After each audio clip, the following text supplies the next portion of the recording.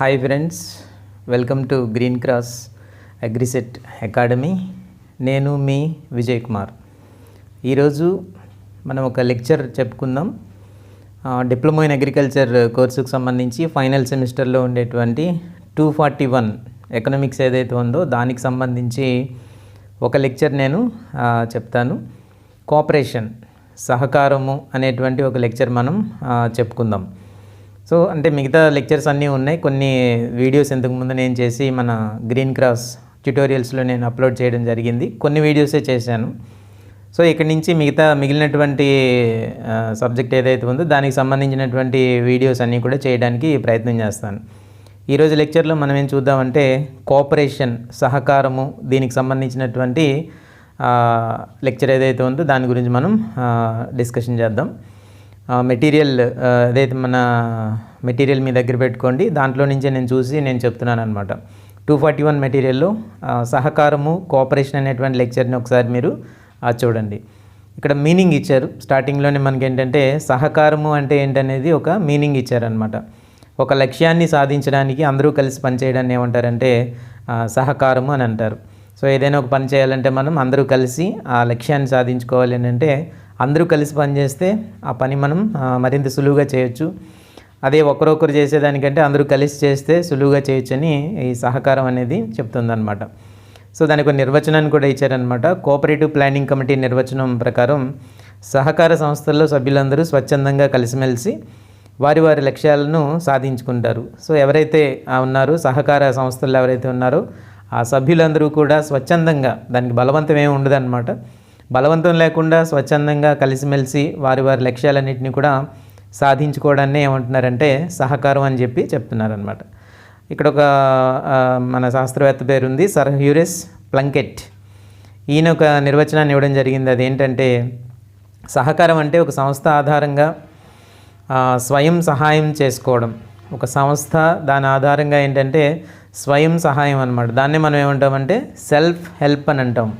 దీన్నే self help అని మనం చెప్తూ ఉంటాం అన్నమాట. స్వయం సహాయం చేసుకోవడాన్నే, ఒక సంస్థని ఆధారంగా చేసుకొని స్వయం సహాయం చేసుకోవడాన్నే సహకారం అని సర్ హ్యూరెస్ ప్లంకెట్ చెప్తున్నారనమాట. దీనికి ఇక్కడ ఒకటి ఉంది, ఒక ముఖ్యమైనటువంటి ఉద్దేశం ఉంది. ఒక్కరు అందరికీ మరియు అందరూ ఒక్కరికి, దీని స్లోగన్ అన్నమాట. ఈ సహకారానికి సంబంధించినటువంటి స్లోగన్ ఇలా ఉంది, ఒక్కరు అందరికీ మరియు అందరూ ఒక్కరికి అని చెప్పి. సో ఇదొక మోటో అనమాట. ఆ మోటోని మనం గుర్తుపెట్టుకోవాలి. సహకారానికి సంబంధించింది అనమాట.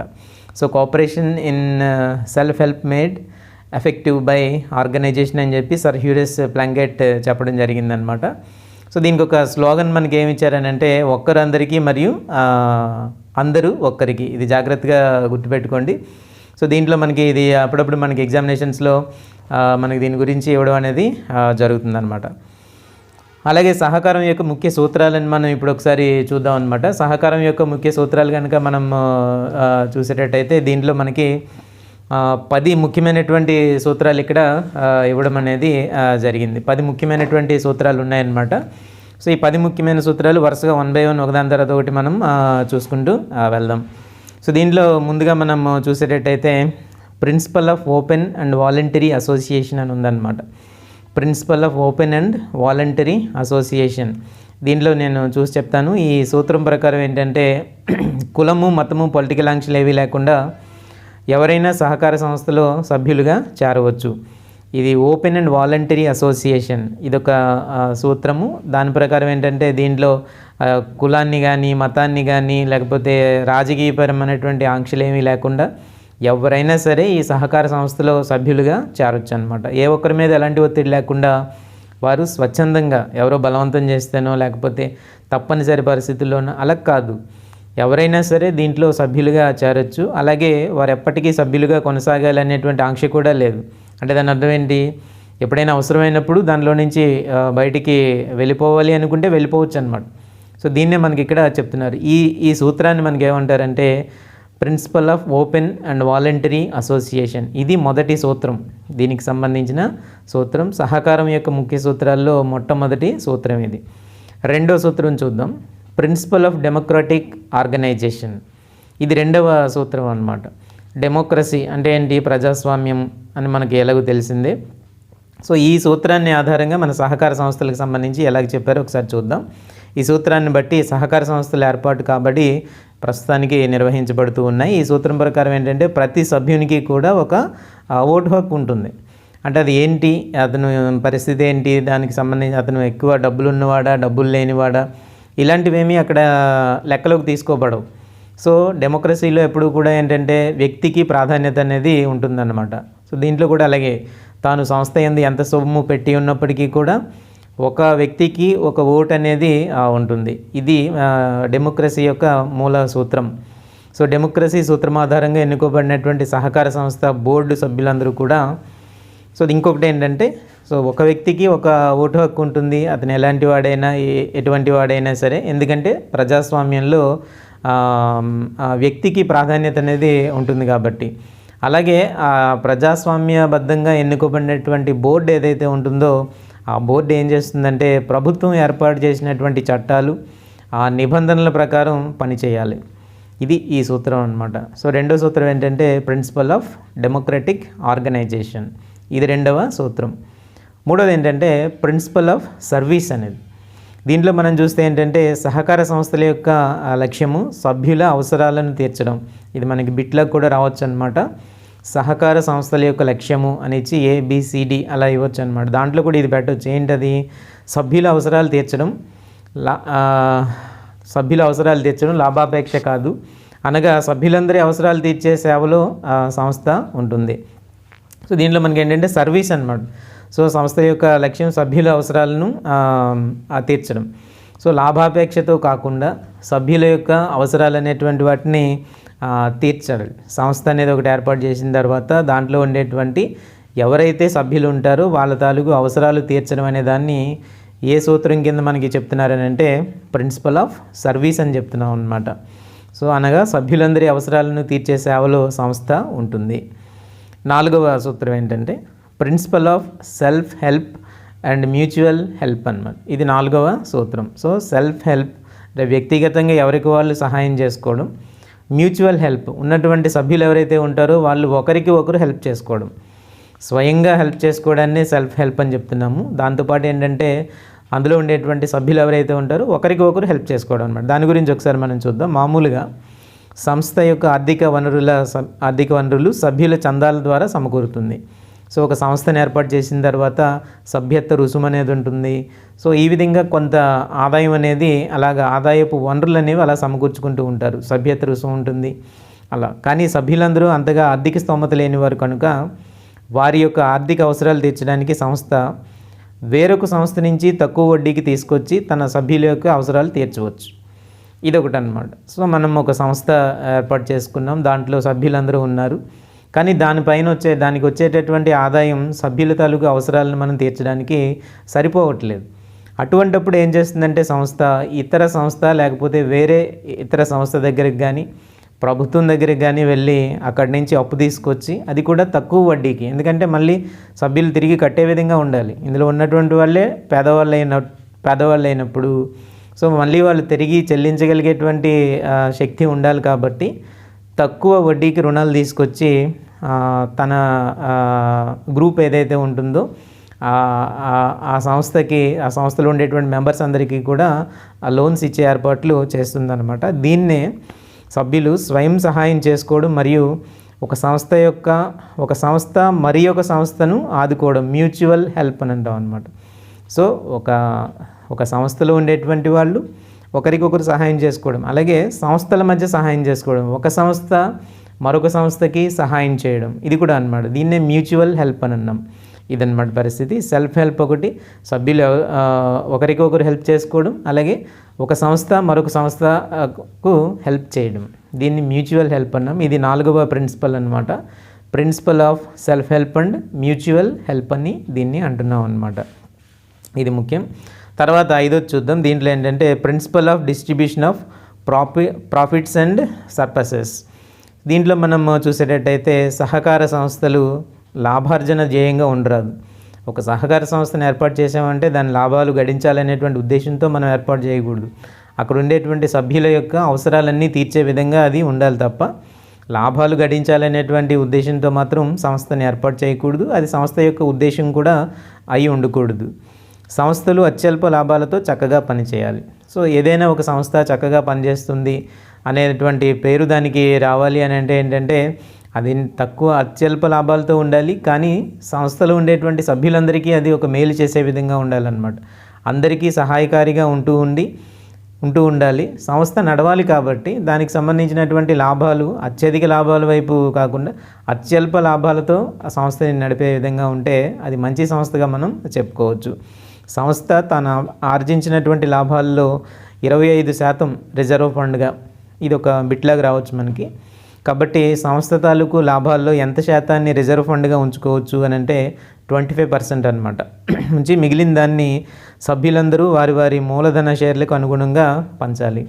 సో ఎవరైతే దాంట్లో ఆ సంస్థలో సభ్యులుగా ఉన్నారో వాళ్ళు మూలధనంగా, లేకపోతే కొన్ని సంస్థల్లో అయితే షేర్ల రూపంలో కానీ, లేకపోతే మూలధనం ఎంతైతే వాళ్ళు ముందుగా దానికి చెల్లించారో దాన్ని బట్టి ఆ షేర్స్ని బట్టి దాన్ని వాళ్ళందరికీ కూడా పంచాల్సినటువంటి అవసరం ఉంటుందన్నమాట. సో లాభాల్లో వాటాలు ఎలా ఇవ్వాలి సంస్థకి సంబంధించింది అని అంటే, సపోజ్ ఒక 100 రూపాయలు కనుక లాభం వచ్చిందనుకోండి, దాంట్లో 25 రూపాయలు ఏం చేయాలంటే రిజర్వ్ ఫండ్గా ఉంచేసేయాలి సంస్థకి. మిగిలినటువంటి 75% ఏదైతే ఉంటుందో దాన్ని ఆ సంస్థలో ఉండేటువంటి సభ్యులకు వాళ్ళ తాలూకు షేర్ల ప్రాతిపదికగా వాళ్ళందరికీ పంచాల్సి ఉంటుంది. సో ఇది సంస్థ లేకపోతే సహకార సంస్థ తాలూకు ప్రధానమైనటువంటి ఉద్దేశం. సో ఈ విధంగా దీన్ని ఏమన్నారంటే principle of distribution of profits అని అన్నాం అన్నమాట. సో ప్రాఫిట్స్ ఏదైతే మనకి లాభాలు వస్తుంటాయో అలాగే మిగిలి ఉన్నటువంటి సొమ్ము అనమాట, సర్ప్లసెస్ అన్నారు కదా, మిగిలిపోయినటువంటి సొమ్ము ఏదైతే ఉంటుందో దాన్నంతటినీ కూడా పంచుకోవాలనుకున్నప్పుడు సభ్యులందరి మధ్యలో కూడా దాన్ని పంచాలి అన్నప్పుడు ఏమవుతుందంటే 25% రిజర్వ్ ఫండ్గా ఉంచేసి మిగిలినటువంటి 75% వాళ్ళ షేర్స్కి అనుగుణంగా వాళ్ళ మూలధనం పైన పెట్టినటువంటి పెట్టుబడి ఆధారంగా వాళ్ళకి పంచవలసి ఉంటుంది. ఇదే మనకి డిస్ట్రిబ్యూషన్ ఆఫ్ ప్రాఫిట్స్ అని మనం చెప్తామన్నమాట. సో ఇంకా మనం చూసేటట్టయితే తర్వాత 6ది ఏంటంటే principle of political and religion neutrality. దీంట్లోనే మనకు కనిపిస్తుంది political and religion neutrality. Political పరంగా అలాగే రిలీజియన్ మతపరంగా కూడా ఒక న్యూట్రాలిటీని పాటించాలి, తటస్థంగా ఉండేటువంటి పరిస్థితిని పాటించాలి అనేది మనకి ఇక్కడ చెప్తున్నారనమాట. సో దీంట్లో ఏంటంటే సంస్థల యొక్క బలము, అందరు సభ్యులు కలిసి ఉండడం మరియు రాజకీయ పార్టీల జోక్యం తక్కువగా ఉండడం, మతాలకు రాజకీయాలకు అతీతంగా సభ్యులందరూ కూడా సహకార సంస్థ యొక్క అభివృద్ధికి సంఘటితంగా కృషి చేయాలని మనకి ఇచ్చారనమాట. సో ఏదైనా ఒక సంస్థ దాంట్లో ఉండేటువంటి సభ్యులు ఎవరైతే ఉంటారో వాళ్ళు వీటికి అతీతంగా పనిచేయాలి, రాజకీయాలకి అతీతంగా పనిచేయాలి, అలాగే కులమతాలకి అతీతంగా పనిచేయాలి, ఒకరికొకరు కోఆపరేట్ చేసుకోవాలి, సంస్థల మధ్య కోఆపరేషన్ ఉండాలి. ఈ విధంగా చేసినప్పుడు ఏంటంటే అందరికీ ఉపయోగం ఉంటుందన్నమాట. ఆ సంస్థ వల్ల సహకారం అనేది అప్పుడు కరెక్ట్గా దానికి ఒక అర్థం అనేది ఉన్నట్టు అవుతుందన్నమాట. దాన్ని మనం సహకారం అంటాం. ప్రతి దాంట్లోనూ కూడా పొలిటికల్ ఎంట్రీస్ ఉన్నాయనుకోండి, అప్పుడు అది సరైనటువంటి లాభాలు ఆర్జించలేకపోవచ్చు, లేకపోతే అనేక మైనస్ పాయింట్లు ఉండొచ్చు. సో ఇటువంటి జరిగినప్పుడు ఏంటంటే సంస్థ ఒక సరైనటువంటి పద్ధతిలో ముందుకు సాగదు, అనేక ఒడిదుడుకులు వచ్చేస్తాయి అన్నమాట. అప్పుడు ఏంటంటే ఇలాంటి సంస్థలు అనేకం మూతపడ్డాయి. ఎప్పుడు పొలిటికల్గా ఇంటర్వెన్షన్ ఉన్నప్పుడు, అలాగే కులపరమైనటువంటి వివాదాలు, అలాగే మతపరమైనటువంటి వివాదాలు సంస్థల్లోకి వచ్చినప్పుడు సహకారం అనేది సరిగా వర్ధిల్లదు అని మనకి దీన్ని బట్టి చెప్తున్నారనమాట. కాబట్టి వీటన్నిటికీ అతీతంగా మనం ఏ ఉద్దేశంతో అయితే సంస్థను ఏర్పాటు చేసుకున్నామో దాన్ని మనం మనసులో పెట్టుకొని దాన్ని బట్టి మనం ప్లాన్ చేసుకోవాలి తప్ప దానికి అలాగే సంస్థకి మనం సహకరిస్తూ ఉండాలి, సంస్థ ముందుకెళ్ళేటట్టు చేయాలి. కానీ రాజకీయపరమైనటువంటి అంశాలన్నీ తీసుకొచ్చి దాంట్లో పెట్టి ఇలా జరిగిందని చెప్పేస్తే సంస్థ ముందుకెళ్ళేటువంటి అవకాశం ఉండదు. కులపరమైనటువంటి అంశాలు కానీ అలాగే మతపరమైనటువంటి అంశాలు కానీ ఏవి కూడా సంస్థ తాలూకు లక్ష్యాలని ప్రభావితం చేసేటువంటి విధంగా ఉండకూడదు. దీన్నే మనం ఏమన్నామంటే principle of political and religion neutrality అన్నారనమాట. 7వ సూత్రాన్ని చూద్దాం. ప్రిన్సిపల్ ఆఫ్ ఎడ్యుకేషన్ అని ఉంది. ప్రిన్సిపల్ ఆఫ్ ఎడ్యుకేషన్ చూద్దాం. ఇది చాలా ఇంట్రెస్టింగ్గా ఉంది. నిజానికి రాక్డేల్ పైనీర్స్ ఆర్థిక సహాయంతోనే సహకార ఉద్యమం మొదలైంది. సహకార సంస్థలను సక్రమంగా నిర్వహించాలంటే సభ్యులందరికీ విద్య, యంత్రాంగానికి అవసరమైనటువంటి ట్రైనింగ్ ఇవ్వాలి. సో ఇదొక వెరైటీ సూత్రం అనమాట. రాక్డేల్ పైనీర్స్ అని ఉన్నాయి. సో ఇది మనకి ఎగ్జామినేషన్లో ఏదైనా అడగడానికి అవకాశం ఉంటుందన్నమాట. రాక్డేల్ పైనీర్స్ అనేటువంటిది. దీని గురించి మనకేమీ ఇవ్వలేదు, కానీ ప్రిన్సిపల్ ఆఫ్ ఎడ్యుకేషన్లో ఈ రాక్డేల్ పైనీర్స్ గురించి మనకేమీ ఇవ్వలేదు. కానీ ఇది ఒక కొంతమంది సభ్యుల కలిసి ఒక స్టోర్ని ఏర్పాటు చేస్తారు. ఈ రాక్డేల్ పైనీర్స్ అని ఉంది కదా, ఇది లండన్లో. దీని డేట్ కూడా చెప్తాను, వీలైతే మీరు ఎక్కడైనా నోట్ చేసుకోండి. 21 డిసెంబర్ 1844, 1844 డిసెంబర్ 21న కొంతమంది అన్నమాట, ఔత్సాహికులైనటువంటి కొంతమంది ఒక స్టోర్ని ఏర్పాటు చేశారు. ఒక 28 మంది, నెంబర్ కూడా ఉంది మన దగ్గర. సో ఒక 28 మెంబర్స్ ఈ రాక్డేల్ పైనీర్స్ అనేటువంటి సహకార సంస్థ ఏ విధంగా వచ్చిందనేది నేను చెప్తున్నాను. సో ఒక 28 మంది ఏం చేశారంటే ఒక స్టోర్ని ప్రారంభించారు లండన్లో. ఇది ఎందుకంటే పారిశ్రామిక విప్లవం వచ్చినప్పుడు ఈ పారిశ్రామిక విప్లవానికి సంబంధించి కొన్ని ఎవరైతే అంటే పరిశ్రమల్లో కొత్త యంత్రాలు ఇవన్నీ వాడడం వల్ల ఏంటంటే స్కిల్డ్ లేబర్ ఎవరైతే ఉంటారో వాళ్ళకి పని దొరకలేనటువంటి పరిస్థితి ఏర్పడింది. సో ఆ విధంగా వాళ్ళు బ్రతకడం, జీవనం కొనసాగించడం కష్టమైనటువంటి పరిస్థితులు ఏర్పడ్డాయి. మామూలు సాధారణమైనటువంటి తిండి గింజలు ఇవన్నీ కూడా మంచి రేట్లకి దొరకడం అనేది కష్టమైపోయింది అనమాట. అటువంటిప్పుడు ఏం చేశారంటే ఈ రాక్డేల్ పైనీర్స్ అనేది ఒక కోఆపరేటివ్ స్టోర్, అది ఒక స్టోర్ని అక్కడ ప్రారంభించడం జరిగిందనమాట. సో దాంట్లో పెట్టారు మామూలుగా వాళ్ళందరూ ఒక 28 మెంబర్స్ అనమాట. వాళ్ళకు స్టోర్ని ప్రారంభించారు. ఒక్కొక్కరు ఒక్కొక్క పౌండ్ దాంట్లో పెట్టుబడిగా పెట్టారనమాట. ఎవరి దగ్గర కూడా డబ్బులు లేవు. సో 28 మంది 28 పౌండ్లు డబ్బు తీసుకొచ్చి దానికి పెట్టుబడిగా పెట్టి నిత్యావసరాలు ఏవైతే ఉంటాయో వాటిని ఒక స్టోర్గా ప్రారంభించడం జరిగిందనమాట. సో దానికి విపరీతమైనటువంటి మంచి రెస్పాన్స్ అనేది రావడం జరిగింది. ఆ విధంగా పెట్టిన తర్వాత ఎవరైతే దిగువ మధ్యతరగతి వాళ్ళు ఎవరైతే ఉంటారో వాళ్ళకి అది చాలా నచ్చిందనమాట. ఇది వాళ్ళకి అన్ని విధాలుగానే వాళ్ళకి అందుబాటులో ఉన్నట్టు అయింది.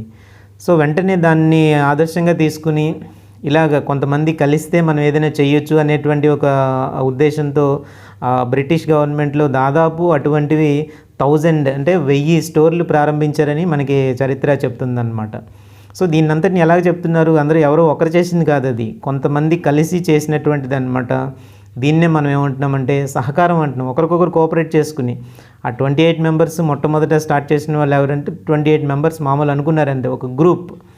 సో వీళ్ళందరూ సభ్యులందరూ కలిసి ఒక్కొక్క పౌండ్ పెట్టుబడి పెట్టి ఒక స్టోర్ పెట్టి దాంట్లో ఆ నిత్యావసరాలన్నీ కూడా అమ్మడం మొదలుపెట్టిన తర్వాత ఈ విధంగా చేయడం వల్ల అందరికీ ఆ స్టోర్ పెట్టినటువంటి వాళ్ళకి కొనేటువంటి వాళ్ళకి వీళ్ళందరికీ కూడా సరైనటువంటి లాభాలు రావడం, దానికి బాగా పబ్లిసిటీ లభించడంతో ఏమైందంటే బ్రిటిష్ గవర్నమెంట్ అంతా కూడా బ్రిటిష్ అంతా మొత్తానికి దాదాపు వెంటనే ఒక 1000 స్టోర్ల వరకు అలాంటివి ప్రారంభమయ్యాయి అనమాట. అక్కడే ఈ సహకారానికి బీజం పడింది. అందరూ కలిస్తే ఏదైనా చేయొచ్చు అనేటువంటి ఒక ఉద్దేశం అప్పుడే అందరికీ బలపడింది అనమాట.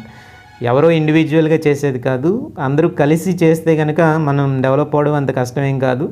ఎలాంటి విపత్కరమైనటువంటి పరిస్థితుల్లోనైనా సరే మనం తట్టుకుని దాన్ని మనం నిలబడగలిగేటువంటి శక్తి మనకు వస్తుంది. అందరూ కలిసి పనిచేయాలి, సహకారం అనేది కావాలని చెప్పి అప్పుడు అనమాట. సో తర్వాత వాళ్ళు ప్రపోజ్ చేసింది ఏదైతే ఈ సహకారం అందరూ కలిసి చేశారో దాని నుంచి రాక్డేల్ ప్రిన్సిపల్స్ అని ప్రవేశపెట్టారు. అవి ఇప్పటికీ కూడా మనకి చెప్తూనే ఉంటారనమాట. సో రాక్డేల్ ప్రిన్సిపల్స్ అని అంటారు వాటిని. సో వాళ్ళు మొట్టమొదట 1844 డిసెంబర్ 21 అనమాట అప్పుడు స్టార్ట్ చేసినటువంటి దానికి ఏమని పెట్టారంటే రాక్డేల్ సొసైటీ ఆఫ్ ఈక్విటబుల్ పయనీర్స్ అని. సో అదొకటి, అంటే ఇందులో మనకు అంత లేకపోయినా సరే కొంచెం మీకు అవగాహన ఉండాలనేటువంటి ఉద్దేశంతో నేను కొంచెం ఆ డేటా తీసుకుని మీకు చెప్పడం జరుగుతుందన్నమాట. So Rochdale society of equitable pioneers అని సింపుల్గా మనం ఏమంటున్నాం అంటే దాన్ని రాక్డేల్ పయనీర్స్ అని అంటున్నాం. సో వాళ్ళు చేసినటువంటి ఆ 28 మంది స్టార్ట్ చేసినటువంటి దాంతోనే మనకి ఏంటంటే ఈ సహకార ఉద్యమం అనేది అప్పుడు మొదలైంది. సో బ్రిటిష్ వ్యాప్తంగా మొత్తంగా 1000 స్టోర్స్ ఎప్పుడైతే స్టార్ట్ అయ్యాయో ఈ సహకార ఉద్యమం అనేది అప్పుడు మనకి స్టార్ట్ అయిందనమాట. సో దీన్ని బట్టి ఏంటంటే ఈ ప్రిన్సిపల్ ఆఫ్ ఎడ్యుకేషన్ అనేటువంటి దాంట్లో మనకి ఇదంతా ఇచ్చారు. సహకార సంస్థలను సక్రమంగా నిర్వహించాలంటే సభ్యులందరికీ విద్య, యంత్రాంగానికి అవసరమైనటువంటి ట్రైనింగు అవి ఇవ్వాలి. అది మనకి ప్రిన్సిపల్ ఆఫ్ ఎడ్యుకేషన్ అనేది చెప్తుందన్నమాట. సో అన్నీ సరైనటువంటి నాలెడ్జ్ కానీ చదువు కానీ లేకపోతే సంస్థలు ఎక్కువ కాలం మనడం అనేది కష్టం. ఎందుకంటే సరైనటువంటి నాలెడ్జ్ లేదు, దాన్ని మెయింటైన్ చేసేటువంటి కెపాసిటీ ఉండాలి. ఇదంతా ఉండాలంటే విద్య ఉండాలి. అలాగే సరైనటువంటి ట్రైనింగ్ లేనటువంటి ఉద్యోగస్తులు మెయింటైన్ చేస్తున్నారనుకోండి, లేకపోతే అందులో ఉండేటువంటి గ్రూప్ మెంబర్స్కి సరైనటువంటి అవగాహన లేదు, ట్రైనింగ్ లేదనుకోండి, అవి సరిగ్గా మెయింటైన్ చేయడానికి అవకాశం కుదరదు. సో ఇదనమాట. కాబట్టి దీన్నే మనం ఏమంటున్నాం అంటే ప్రిన్సిపల్ ఆఫ్ ఎడ్యుకేషన్ అంటున్నాం. దీంట్లో ఇచ్చినటువంటిదే ఏంటంటే మనకి రాక్డేల్ పైనీర్స్ గురించి ఇచ్చారు, దాని డీటెయిల్స్ మీకు చెప్పాను. సో అది మీరు ఏదైనా ఉపయోగించుకోండి, ఆ బిట్స్ ఏమైనా వస్తే రావచ్చు. సో ఆ డేట్స్ కూడా నేను చెప్పడం జరిగింది. సో ఓకే, తర్వాత మనం ఏంటంటే ప్రిన్సిపల్ ఆఫ్ థ్రిఫ్ట్ అనమాట. 8th ప్రిన్సిపల్ ఏంటంటే ప్రిన్సిపల్ ఆఫ్ థ్రిఫ్ట్. సహకార సంస్థలు సభ్యుల్లో పొదుపు గుణాన్ని పెంపొందించాలి. పొదుపు చేయడం థ్రిఫ్ట్ అంటాం అనమాట. ఎక్కువగా సంస్థలో పొదుపు చేసేవారికి ఎక్కువగా రాయితీ ఇవ్వాలి. సో ఎంతమంది అయితే ఎక్కువగా దాంట్లో పొదుపు చేస్తూ పెట్టుబడి పెడుతున్నారు, వీళ్ళకి రాయితీలు కూడా అదేవిధంగా ఎక్కువ ఇవ్వాలి. ఎక్కువ పొదుపు చేసిన వాళ్ళకి ఎక్కువ రాయితీ. వారు చేసే పొదుపే స్వయం సహాయానికి మూలం. సెల్ఫ్ హెల్ప్, మనం అక్కడ ఉండేటువంటి వాళ్ళందరూ స్వయంగా సహాయాన్ని పొందాలి అని అంటే ఎవరైతే పొదుపు చేస్తున్నారో ఆ పొదుపునే ఉపయోగించుకుంటూ ఉంటాం అనమాట. ఇప్పుడు కూడా మన స్టేట్లోనూ వీటిలోనూ చూస్తే డ్వాక్రా ఇలాంటివన్నీ ఉంటుంటాయి కదా, మహిళలందరూ కూడా దాంట్లో పొదుపు చేస్తూ ఉంటారు. ఆ పొదుపుని బట్టి వాళ్ళకి కొంత లోన్ అంటూ ఇస్తుంటారు, సహకారం అనమాట. సో ఆ సహకారం అనేటువంటి ప్రిన్సిపలే ఇవన్నిట్లోనూ కూడా ముందుకెళ్తుంది అలాగ. సో వాళ్ళు ముందుగా కొంత పొదుపు చేస్తారు, ఆ పొదుపుని చేసినటువంటి డబ్బుని బట్టి వాళ్ళకి కొంత మ్యాచింగ్ గ్రాంట్ అనేది ఇస్తూ ఉంటారు. సో దీన్ని కూడా మనం ఏమనొచ్చు అంటే సహకారము అనొచ్చు. బెస్ట్ ఎగ్జాంపుల్ ఇప్పుడు ఉండేటువంటి డేస్లో మనం చెప్పొచ్చు అంటే డ్వాక్రా గురించి చెప్పొచ్చు అనమాట. అది కూడా సహకారమే అది. సో ఇంకా ఏంటంటే వారు చేసే పొదుపే స్వయం సహాయానికి మూలం అని చెప్తున్నారు. అందువల్ల ఎక్కువ పొదుపు చేసేవారికి ఎక్కువ రుణాలు ఇవ్వాలి. ఎక్కువ పొదుపు చేస్తున్నారనుకోండి, వాళ్ళు చేసినటువంటి పొదుపుని బట్టి ఎక్కువ రుణాలు అనేవి ఇవ్వడానికి అవకాశం ఉంటుంది. ఇది ప్రిన్సిపల్ ఆఫ్ థ్రిఫ్ట్ అంటాం. సో అలాగే ప్రిన్సిపల్ ఆఫ్ పబ్లిసిటీ, ఇదొకటి. సంస్థలోని సభ్యులు ఒకవేళ నిరక్షరాస్యులైతే ముందుగా వారిని అక్షరాస్యులను చేయాలి. ఇంతకుముందు మనం చెప్పుకున్నాం ఆల్రెడీ. సో పబ్లిసిటీ ఎందుకు చెప్తున్నారంటే ముందుగా ఎవరైతే నిరక్షరాస్యులు ఉన్నారో వాళ్ళకి మనం అక్షరాస్యులుగా వాళ్ళని చేయాలి. ఈ పబ్లిసిటీ ప్రిన్సిపల్ ఉద్దేశం అది. విద్య లేకపోతే వారు సంస్థ గురించి దాని పనితీరు గురించి సరిగ్గా అర్థం చేసుకోలేరు. ఒక సంస్థని దేన్నైనా సరే మనం ప్రారంభించాలి అని అంటే ముందుగా ఇప్పుడు ఈ రోజుల్లో మనం ఒక సంస్థ ప్రారంభించాలంటే కొన్ని బైలాస్ అనేటువంటివి ఉంటాయి. దాంట్లో మనం రాసుకుంటాం అన్నమాట. ఏం రాస్తాం? నేను ఈ సంస్థ ప్రారంభిస్తున్నాం కాబట్టి, ఒక కోఆపరేటివ్ సంస్థ ప్రారంభిస్తున్నాం కాబట్టి ఈ పనులు మేము చేస్తాం, మేమందరూ కలిసి ఈ పనులన్నీ చేసుకుంటాం, ఇవి చేస్తాం అని చెప్పేసి చాలా పనులు మనం అందులో రాయాల్సి ఉంటుందన్నమాట. దాన్ని మేము బైలాస్ అని అంటాం. సో ఈ బైలాస్ ప్రకారంగా సంస్థ నడుస్తూ ఉంటుంది అదనమాట. ఇప్పుడు విద్య లేకపోతే అసలు మనం ఏ ఉద్దేశంతో ఆ సంస్థని ప్రారంభించామో వాళ్ళకి తెలియలేకపోతే సంస్థ ఎలా ముందుకెళ్తుంది? కాబట్టి వాళ్ళకి ఏంటంటే ముందుగా మనకి నిరక్షరాస్యత అనేది ఉండకుండా వాళ్ళు తెలుసుకోవాలి అసలు ఈ సంస్థను మనం ఎందుకు ప్రారంభించుకున్నాం, ఎందుకు ఏంటి అనేది అంతా కూడా వాళ్ళు ముందుగా తెలుసుకోవడం అనేది మంచిదన్నమాట. సో అందువల్ల వాళ్ళని అక్షరాస్యులుగా చేసుకోవాలి. అందుచేత సభ్యులందరికీ సంస్థ గురించి, అది చేపడుతున్నటువంటి పనుల గురించి కూడా తెలియాలి. లేకపోతే అనేక అవినీతి కార్యక్రమాలు అవినీతి జరగవచ్చు. కొంతమంది చేతుల్లోనే అది ఉండిపోవచ్చు, కొంతమంది చేతుల్లోనే అది ఉండిపోయి ఇప్పుడు జరుగుతున్నాయి కదా. ప్రజెంట్ డేస్లో మనం చూసేటట్టయితే చాలా చోట్ల అవినీతి అంతా కూడా జరుగుతుంది. ఎందుకంటే సభ్యులకి సరైనటువంటి అవగాహన లేకపోవడం, సభ్యులు సరైనటువంటి వాటి రూల్స్ రెగ్యులేషన్స్ తెలియకపోవడం, ఇలాంటి అనేక రకాలైనటువంటి కారణాల వల్ల ఈ రూల్స్ రెగ్యులేషన్స్ అనేటువంటి వాటిని బాగా తెలుసుకునే ఉన్నటువంటి వాళ్ళు ఎవరైతే ఉన్నారో వాళ్ళు వీటన్నిటిని కూడా బాగా ఉపయోగించుకొని మిగిలిన వాళ్ళందరినీ కూడా మోసం చేయడం జరుగుతుంది. అందుకే మనకి ప్రిన్సిపల్ చెప్పారనమాట, ఏంటంటే ప్రిన్సిపల్ ఆఫ్ పబ్లిసిటీ అనేటువంటిది. ఎందుకంటే ముందు నిరక్షరాస్యులుగా ఉండకుండా అక్షరాస్యులై అసలు సంస్థ తాలూకు ఉద్దేశాలు, లక్ష్యాలన్నీ తెలుసుకొని ఏ విధంగా సహకారం పొందాలనేది తెలుసుకుంటే ఇన్ని అక్రమాలు జరగడానికి అవకాశం అనేది ఉండదు. లాస్ట్ వన్ ఏంటంటే last principle of honorary service. దీంట్లో మనం చూస్తే ఉన్నతమైన గౌరవప్రదమైనటువంటి వ్యక్తులు సహకార సంస్థలు వాటి లక్ష్యాలు సాధించాలంటే జాగ్రత్తగా గమనిస్తుండాలి, పర్యవేక్షిస్తూ ఉండాలి. సో ఉన్నతమైన అంటే బాగా చదువుకున్న వాళ్ళు కావచ్చు, కొంత సమాజంలో ఉన్నత స్థానంలో ఉండేటువంటి వాళ్ళు కావచ్చు, గౌరవప్రదమైనటువంటి వ్యక్తులు కావచ్చు, ఆ సంస్థకి సంబంధించినటువంటి పెద్దలు కావచ్చు, ఎవరైనప్పటికీ కూడా సో ఆ సంస్థ వాటి తాలూకు లక్ష్యాలు అనేటువంటివి సాధిస్తుందా లేదా అనేటువంటి వాటి మీద వాళ్ళు పర్యవేక్షిస్తూ ఉండాలి, అదొకటి చెప్తున్నారు.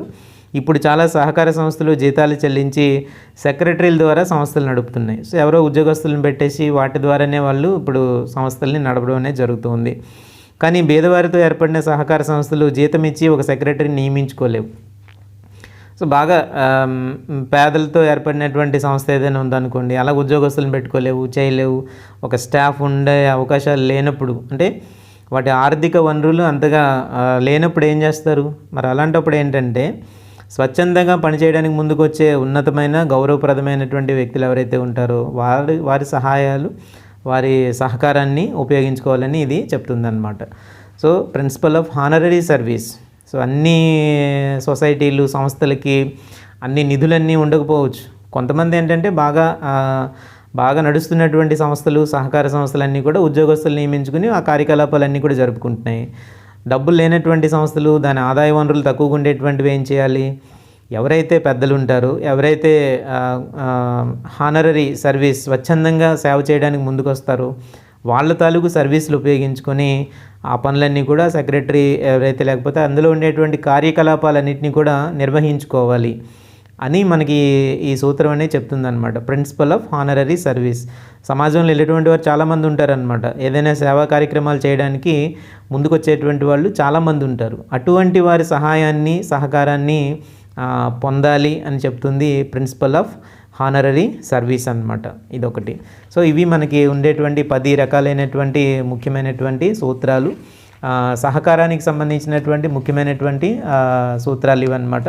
ఇవి ఇంపార్టెంట్. మన ఎగ్జామినేషన్ పాయింట్ ఆఫ్ వ్యూలో మనం చూసేటట్టయితే ఇవి చాలా వరకు మనకి ఇంపార్టెంట్.